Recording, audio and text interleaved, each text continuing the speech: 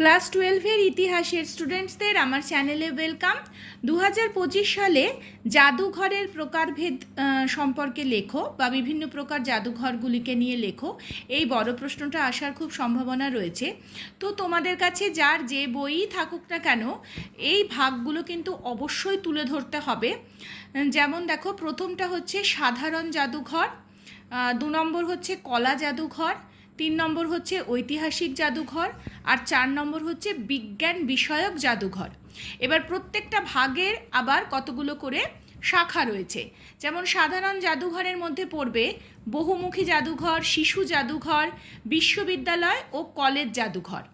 কলা জাদুঘরের মধ্যে থাকবে শিল্প সংরক্ষণ জাদুঘর, শিল্পদ্রব্য ও প্রতিকৃতি প্রদর্শনশালা। প্রতিকৃতি বোঝো তো নিশ্চয়ই, ছবি।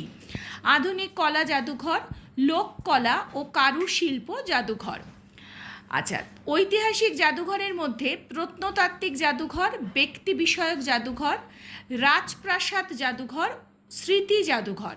আর বিজ্ঞান বিষয়ক জাদুঘরের মধ্যে থাকবে ভূতাত্ত্বিক জাদুঘর, প্রাণীবিদ্যা জাদুঘর, প্রাকৃতিক ইতিহাস জাদুঘর, বিজ্ঞান জাদুঘর।